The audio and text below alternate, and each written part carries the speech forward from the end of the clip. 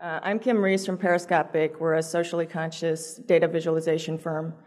If you don't know who we are, I'm not going to tell you who we are. You all have shiny devices that you can look us up. I'm not going to bore you with that. So this is my secret sauce talk. I've never given this talk before. I've been speaking for a few years about what we do, but I've never really talked about how you actually do it. So those of you here who know who Periscopic is, you know that you're sort of getting behind the velvet rope now, data viz. So about 2 years ago, we hired our first data scientist, and that was when data scientist was just sort of a rumbling out there, and nobody really knew what that was, and we didn't really know what that was. I mean, we know how we do it, but we didn't really know how to hire for that. So we hired a math major. And he's awesome. He was from Reed, and he's amazing. But we hired him primarily to do my job because I was busy out here at Stratas and things like that, hanging out and having fun and not doing much data science.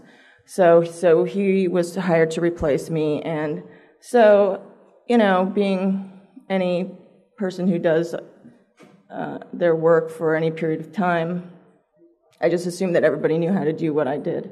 And so, I pluck him down at a desk and I gave him a bunch of data and said, go at it. And, he probably on his first day at work Googled data science to figure out what the hell he was supposed to do. He made it work, which was awesome. But I did realize that through my discussions with him that there's a whole lot that goes on in data science, and particularly with that sort of chasm between data science, the statistics, some of the things that Jesper was talking about earlier, and then making that leap into visuals and how to understand, things visually. And that's not a skill that comes out of school, and it's really a creative process, right? And that's a really scary thing for a lot of people who are data scientists because, that's not something that's taught in math or statistics class or computer science. Yet most of those fields can be very creative.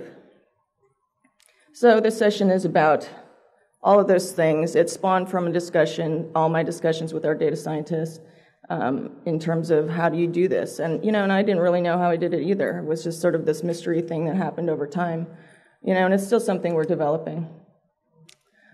So I think the demographic in this room is such that most of you remember what this is.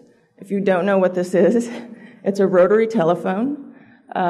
And if you don't know what that is, you have to basically dial and let the thing tick back. And so, if you had a friend, these were what we used when I was in high school. So if I met somebody who had the number 9097880, they had to work very hard to be a friend because there's no way you're going to wait for that number to tick, tick, tick, tick through. You get, it's like 5 minutes before you get somebody on the phone, right? It's too much work. So as data scientists or as people who work with data, we, typically see something like this, some interface to our data. This is just PHP MyAdmin. It's, something that I used back in the day. Or we might see ER diagrams. This is showing relationships between data. But this is a way we're taught to see data in these sort of cryptic ways, in diagrams, in, sort of flowcharts, in tables. So I would say that the ER diagram or that GUI into a database really equals the rotary phone. It's really far removed from what we're actually doing. So how do we wrap our heads around what the data actually is? What does it look like? How do we make that transition from that ER diagram or that interface into a visual? Okay, that's the secret sauce. This is how you do it. So the first step is obvious. Choose a weapon. Download Tableau. I love Tableau personally, just because, again, it's quick and dirty, and I haven't been a programmer for a while, so I will get stymied by syntax if I'm thrown into a programming language, unfortunately. But Tableau is fun. You can just very quickly start to see the shape of the data you're working with. Our data scientist, Andrew, really likes R. He uses Tableau somewhat, and maybe as a starting point, and then he quickly moves into R, Python, and D3. So this is his desktop on any given day. I just basically walked behind him and had him give me a screen grab. So with the tools that he uses, you get the richness of what you get out of Tableau, but you get a lot of stuff on top of it. So you can program it to do different things. If you don't like the way something looks, you want to add something to it, you can program it, you can make it what you want, as opposed to a Tableau, which is very hard to, you can't really modify what it gives you. So from there are also other tools like processing and Gephi and other specialized tools for different types of data sets or different ways of looking at things. I'm not going to get into all of these tools because you're all smart people. You can go to Google and find these. Also, my slides will be available on the Strata site, so you can download it, and I'll have a list of stuff in there for you to play around with. So basically, you know, that's where you start, and you spend a day using that tool or however long it is to sort of, play around with the data, get really sucked into the depths of your data, play around, throw things different ways, look at different views, look at different data points, whatnot. But then you start to feel like, there's a point where you get overwhelmed, you're sort of stuck down in the weeds of the data, and you're like, where am I? I'm confused, I'm overwhelmed, this is really weird, and now I have so many visualizations that I don't really know where to start myself. So what you need to do at that point is really take a step back from the data.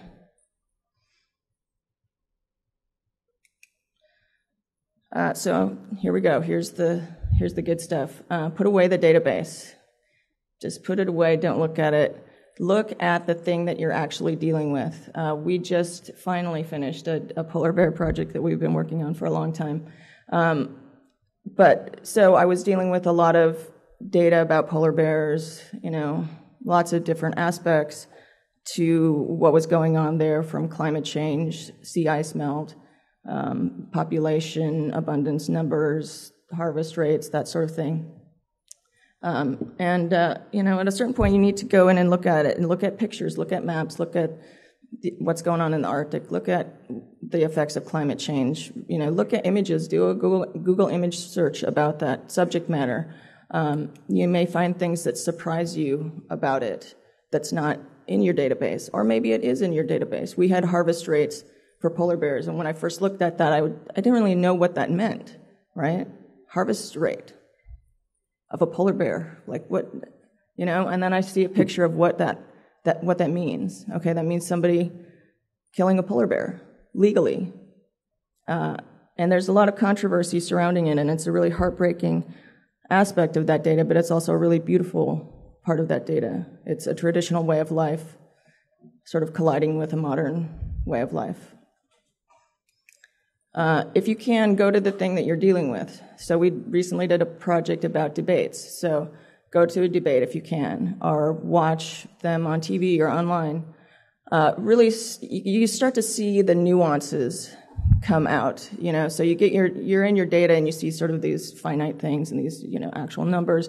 But when you watch something and you're watching it through that lens of a data scientist, you start to see things that you wouldn't normally see, or, you start to see more of a richness to the topic. So you can, you start to say, well, what stands out in my data based on this? Or what do I see here that's interesting that's not in my data and maybe I can get? So look at these guys. I don't know. I don't really know what's going on. This was a wonderful time when we actually had 3 candidates up on stage. That was awesome. But there's a lot going on here, right? There are hand gestures. There are 3 people talking at the same time. One has the floor. There's some disrespect happening, It's crazy. And it's something you don't think about, really, if you're not looking at it from the data perspective. It's probably not in your Excel file. I warned people on Twitter that I would be doing exercises, so There's not going to be a quiz, but this is something you can do in your head, or you can do it on your tablet or whatnot. But I basically just want to say, this is an exercise that I do all the time, just randomly. It doesn't have to be a project associated. But so for this exercise, I want you all to think about a foot race, a marathon, a 5K, whatever, it doesn't really matter. But think about what interesting data points there are in a foot race, okay? And you can just do this mentally. I'll give you a few seconds.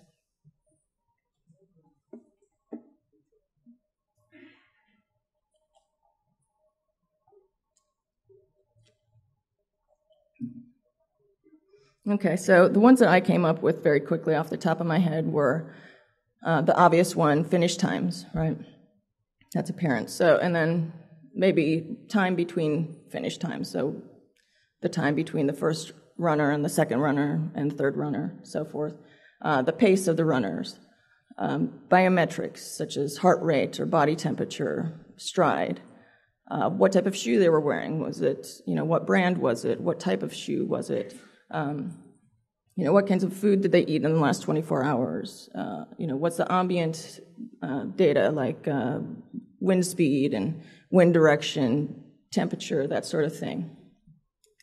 So that's just this interesting exercise. And then you can go back to your data set, and if you have any of those points, or if you can create any of those points, or find any of those data points elsewhere, you can start to play around with it and see if it adds a richness to what you're doing. Now, this is just a quick way of looking, okay, these are just the finish times. This is a quick Tableau chart. Racers and finish times is just 2 data points. And then I layered in their country colored by, or the color indicates country, and it's showing the span in between those 2 runners. So I don't know if you could tell what I'm doing here in Tableau, but this is the way I like to work in Tableau, and it's just me. I'm going to reveal a lot of really dumb things that I do. This is the way I approach the work, and it's just because it's an evolution of how I've created this workflow over time. Tableau has this great feature called duplicate sheet, and this is it's a really weird way to work, but I don't know if anybody else does it, but you can create a worksheet. Like the first one I did, you just throw in 2 variables. Then you duplicate sheet, change a variable. Duplicate sheet, change a variable. Duplicate sheet, throw in a couple new variables. And so it's basically like source control for Tableau in a very bizarre way. So I can just spiral down as far as I want. And if I get into some rabbit hole or if I do something strange, I can always loop back to where things were a little bit more sane, and then I can go off on another tangent. And it works for me. I don't know if it works for everybody, but I think it's a fun way of using Tableau. I'm sure it looks like absolute insanity when I give it to other people. So, it's not only the data that you have in front of you. Sometimes, the Guardian, this is I don't know if you can read it, but it's a data set that the Guardian released recently, and they're having their own political stuff going on right now, and they took these political speeches and made them into these little data sets that are awesome. I mean, the Guardian's fantastic for releasing this cool data and making it available to everybody and being very transparent.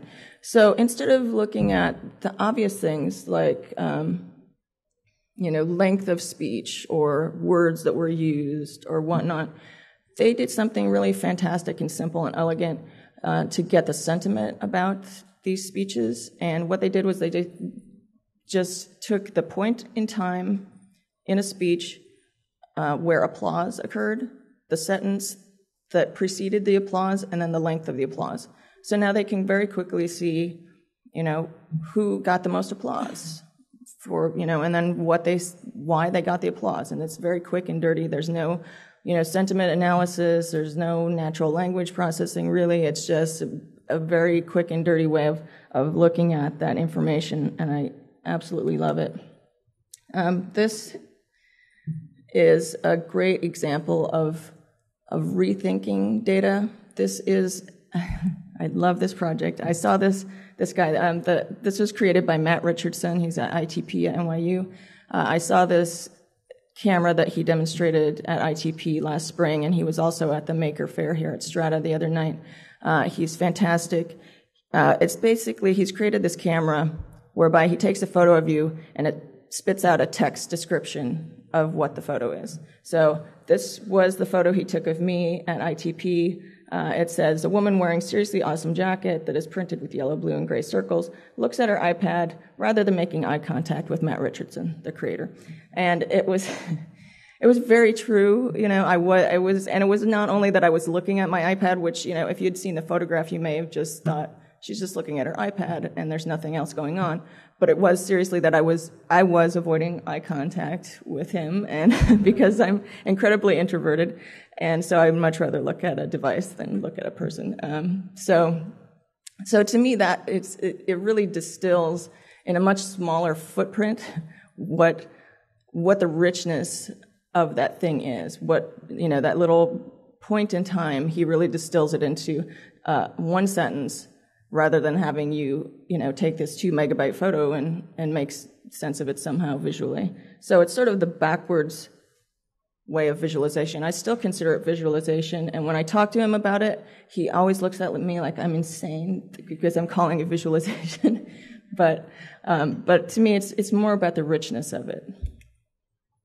Another tactic that I like to use is to pretend like I'm explaining things to a 5-year-old. Which is why this is filled with why.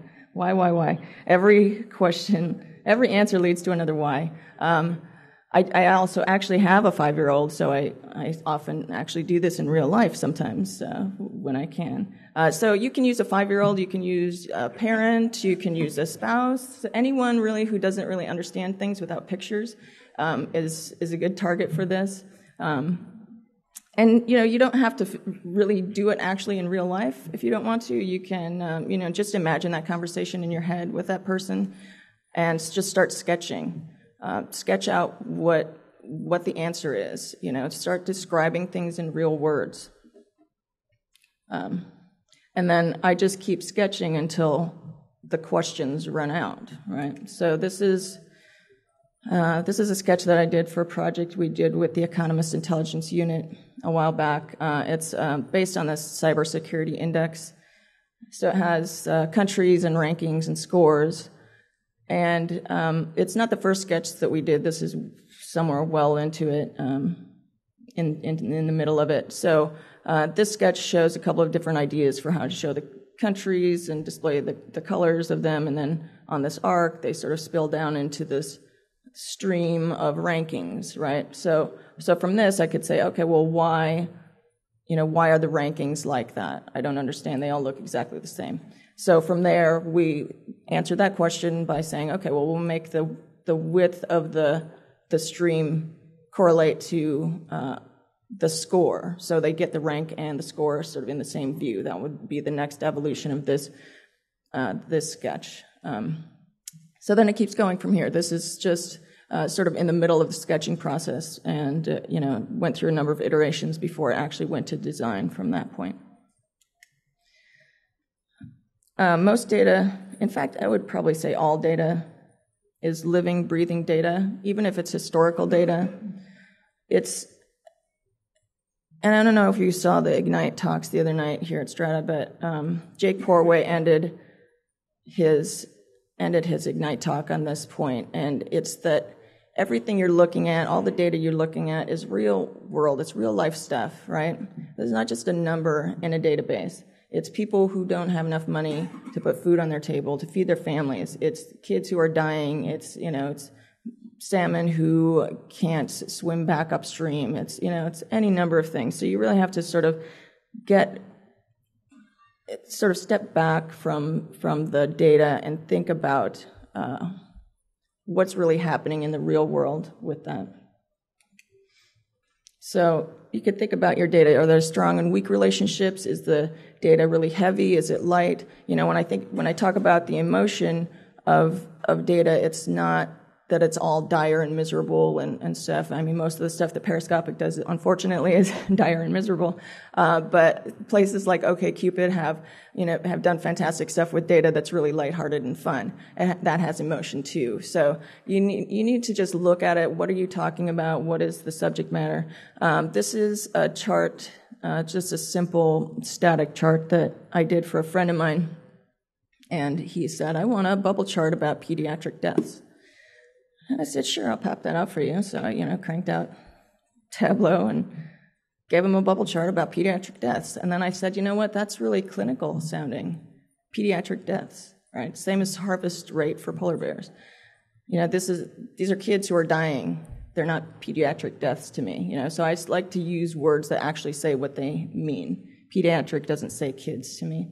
And then I looked at this bubble chart and I was like, bubbles say kids and these nice fun colors that says fun kid stuff, right? So it doesn't really say dead kids. And, I hate to say that, but, that's really what it's about. So I came up with this chart of a path. And so the different sections of the chart are the different age groups. So you can see the top part is kids who are under a year old. And when the path ends, that's when those kids die, right? So you can see all the way along the path different age groups as they're dying and what they're dying of. And now, and I can look at this and I can say, my son, my 5-year-old, was in that path. He really was, and I can see it. It means something to me. Thankfully, he was cured of cancer, and he got off of that path, and he's doing fantastic now. But when I look at that as a mom, as someone who sees that data in a more personal way, it really hits me as opposed to seeing it in a bubble. He wasn't part of a bubble. He was on a path.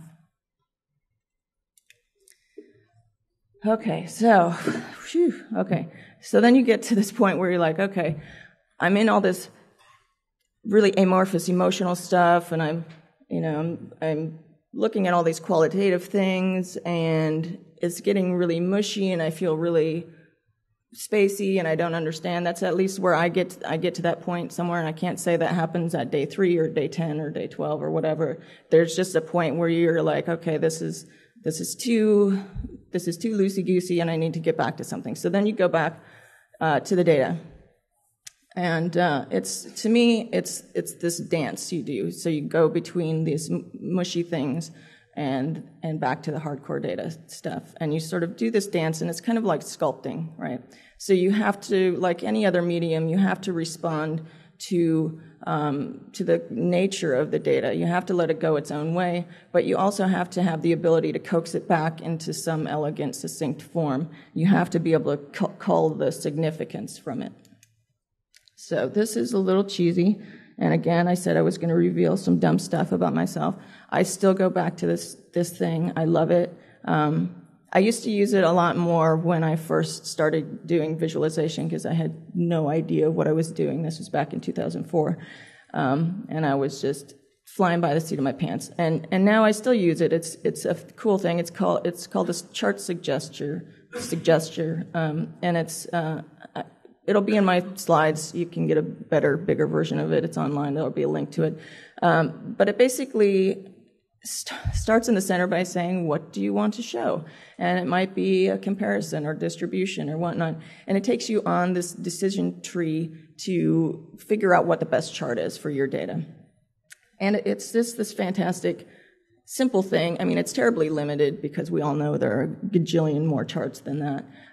But it's a simple place to start, especially when you're feeling a little overwhelmed and you just need some starting point, something to grasp onto. So from there, once you get sort of on a path back into reality with data, there are several things you can look at.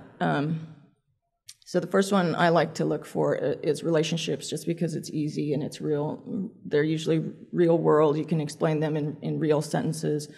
So things like A owns B, A is a parent of B, A is a friend of B, those sorts of things. You can, if you make ER diagrams, that's essentially what that is. But explaining it in real words will sometimes really help you out. So this is another exercise I'm going to have you do. So let's get back to the debate idea, because it's just, I think it's a nice, simple data set. So what are some of the relationships that you would see at a debate. And I'm just going to give you a couple of seconds.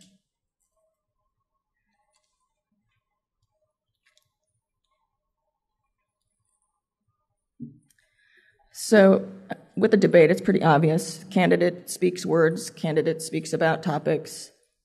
Topics have lots of words about them. The moderator owns the candidates. I don't know, however you like to look at it. This is a project that we did recently called Politilines, and it shows some of those relationships. And so, you know, the structure of these things may exist in your data source already. You know, we did some we did a lot of text mining and stuff to get the data in a format that we wanted. So, you know, that structure may already exist, and that's a good place to start, but don't always rely on your data structures, particularly if somebody else has given it to you and you haven't been in control over it. You may find new relationships or more interesting relationships. So it's always good to go back and sort of describe those things in real words. I just find it's a better way of looking at it. I like this. This was from the last debate. It was interesting to me that President Obama, regarding China, spoke about a broad variety of topics, from jobs to education and all sorts of things, but Romney only talked about defense and jobs, I think. So, and incidentally, during the VP debate, you can see that Paul Ryan didn't say any facts. Sorry, that's not true. He just didn't say the word fact, but I just enjoyed that too much to not share that. So the next thing I like to do is to try to find patterns in the data. So this typically means just sorting in different ways. You know, relationships can also show patterns. Mapping things over time can show patterns. Mapping things against each other can show patterns. It's really just, you know, when you start plotting stuff out, do you see any things that happen in a group, basically? So you can, you know, as far as exercises that I do for this, I sketch a lot of stuff on paper. You know, I do it in Tableau a lot, so you can use your tools. They have a lot of stuff for finding patterns. A cool exercise that we just adopted is called the Jar of Whimsy. Somebody posted some article up on Twitter about this, and I don't remember who it was or where the article is, but the concept is basically you fill a jar full of stuff that you'd find in your pocket or your desk drawer, and you fill it up, and then you give it to somebody. And we do this at work, so people take the jar and they dump out all the stuff, and then they sort it and they group it in different ways that make sense to them. So exercise 3, this is the final one. I know you're getting sick of this. So this is our jar of whimsy. This is all the junk that comes out of it. So take a second, think about different ways that you might group that stuff.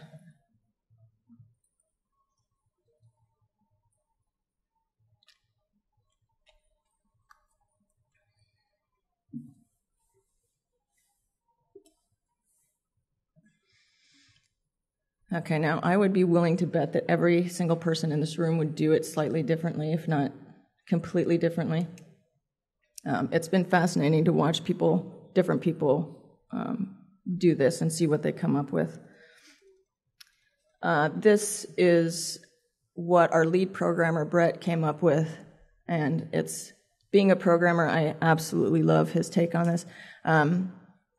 Basically, along the x-axis is how old the object is or could be, or like how old the material is.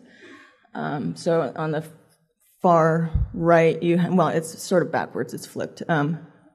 But the stones, things that come from nature, are the furthest over, and then move over into the newest things that have only come within the last, however long.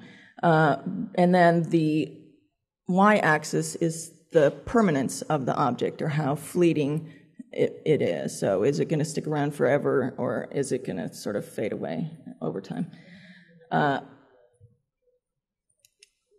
this was done by Sam, one of our designers, his title of this was the personality of objects. So he has things like the peacekeeping group up here, which hold things together and do no harm. And I have descriptions for each of these. I really like the victim category, which are destroyed by their own utility. I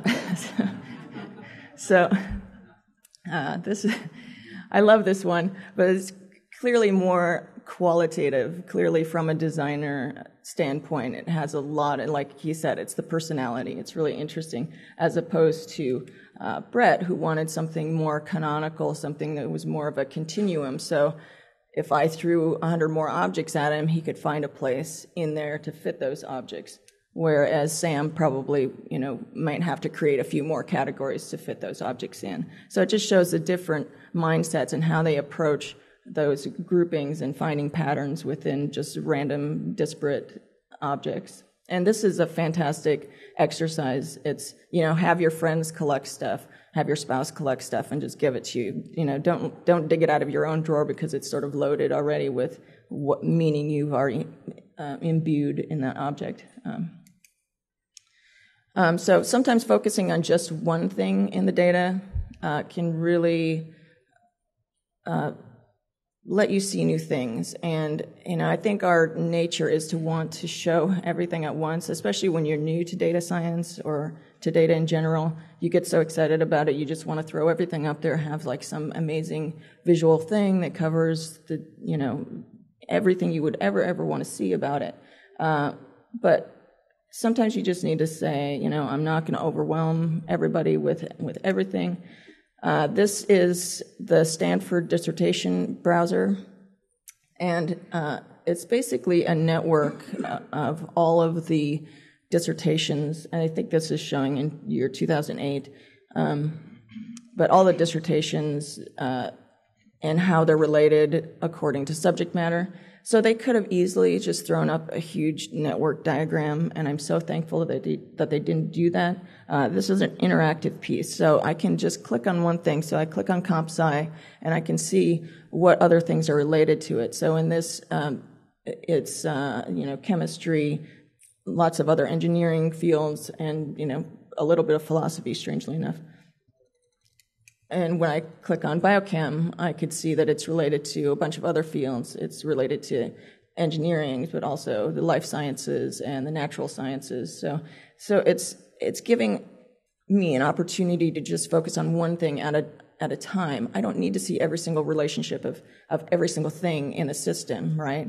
I'm interested in the things I'm interested in. You're interested in the things you're interested in. They may not overlap. We don't need to show it all at one time. If you feel like you can't make sense, it's sort of related to the last stuff. If you feel like you can't make sense of the mass of data in front of you, sometimes it makes sense to sort of just take a little slice of the data, some little related bit that you want to focus on, and mock that up. This is a simple chart that we made a few years ago. It's another political piece. It's just a simple little chart. I don't even know what to call it because it's not really any existing thing. It's sort of a tree map. It's basically showing the voting record of a member of Congress. So the tree map is showing did the person vote on an issue, and then did they vote yes or no? And then on top of that, did they vote yes with their party or no with their party? So the first tier is just a tree map. Didn't vote, yes and no. So it's just a 3-part tree map that's very simple. But then you have the second tier, which is the with party tier. And it's interesting in that it overlaps the yes and no, but it overlaps in this really tightly coupled way. So we just said, well, let's just butt up those with party votes, butt them up against each other. That way you can see all the yeses and nos all together, and you can see all the with parties, yeses and nos together. So it's this weird, totally unique case of a tree map that I'll probably never get to use on anything else again because it's so tightly coupled to the data. But that's, I think, where some of the beauty in visualization lies. If you can get that close to your data, if the visualization can become so tightly coupled to it that it sort of creates this new way of seeing it. And this is just a really, again, revealing horrible things about myself. This is the sketch that led up to that tiny little chart. And so you could see, I mean, a lot of work goes into something so simple that nobody even cares about. You know, maybe 3 people looked at that and said, wow, that's a really cool chart. So over here is just insanity. I don't even know what that is. Something was firing there, I don't know. And then I said, okay, let's get back to reality over here. And then, this is where I said, oh, I see, there's yes and no, and then they have these like overlapping with party sections. And then, oh, let's just mock it up as this weird tree map. So it just goes to show that even simple things have a lot of weird stuff that comes before it, and don't get scared of weird drawings that you make that will look completely bizarre to anyone else.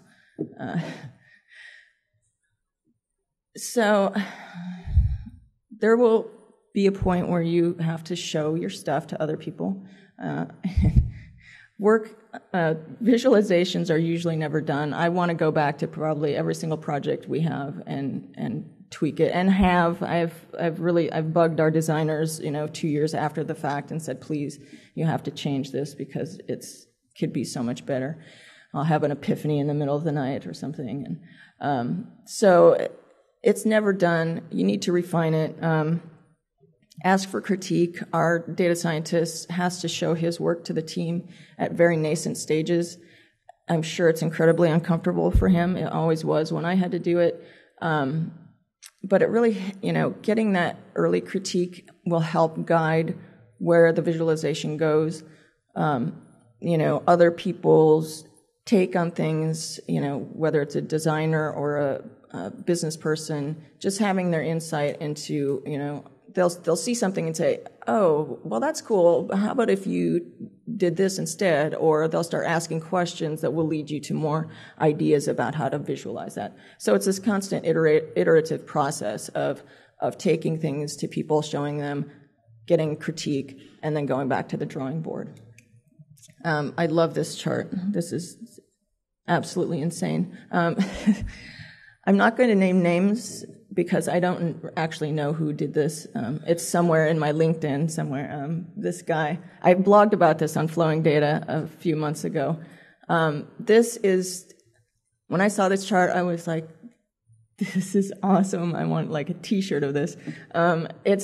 It's beautiful in its ambition. I love that this person did this and put it out there for the world to see. It's so ambitious.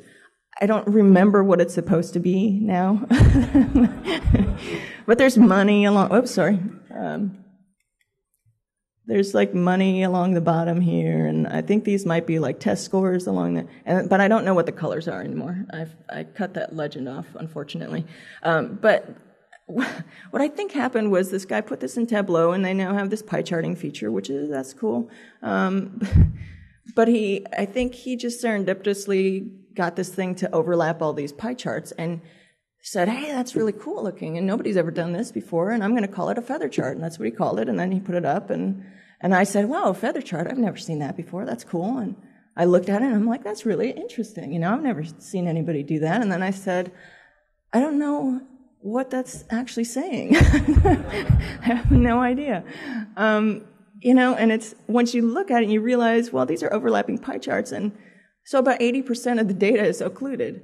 You can't actually see it. And so he was claiming that you can see a pattern arise. And, that's true to a certain degree. You can see a pattern, but you don't really know what that pattern is, unfortunately. So, for instance, over here, this orange section, I don't know if that's 25% or 65% because it's cut off, right? It's basically insane. But I love it. But the point I'm trying to make with it is that you may fall in love with something that's completely ridiculous. Okay. it may be innovative, sure, but is it innovative in a good way? I've fallen in love with stuff. I've had, I have stuff that we've put through all the way through design and through development that then gets killed in user testing, and it's heartbreaking. I still have stuff that I keep the first version around just to look at it and sometimes show it off at places like Strata, because you guys get it. Not all users will get it, but the point is just if you've fallen in love with something, just make sure that other people are falling in love with it too. I have no idea how much time I have left. Wow, I'm really going over. I'm keeping you from lunch, and I'll try to go fast. So a couple of ways of looking at data. Again, don't be afraid to get literal. I usually hate going that route because it seems like the easy way. But sometimes it's the easy way for a reason, because it's very closely tied to, the real world. And it makes sense to show things in a real way. This is GPS data we had for polar bears. This is showing one polar bear over 2 years and how it traveled around this island in the Arctic. So this is just Tableau, just a simple dump of, put the data in it, and what does it spit out? It spits out this great map. So here I just color-coded. The blue is for the year 2000, and the orange is for 2001. So there you quickly can see, wow, there's a stark change there. And then I can go a step further, and now I'm color-coding by how far the bear had to travel in a given day. So this was like a quick 5-minute exploration I did with this data. So then I could go in and say, okay, well, let's tie that to ice change and ice melt and see, where these bears are getting into trouble, where, these red patches are where they had to travel long distances, right? So does that correspond to them chasing the ice so they could eat a seal, that sort of thing. So literal representation can sometimes be really awesome. So close to literal, but not quite, is the metaphor. And so people like to have things that are familiar, that can help sort of guide them and ease them into a visualization. Sometimes people get a little overwhelmed by these more abstract things.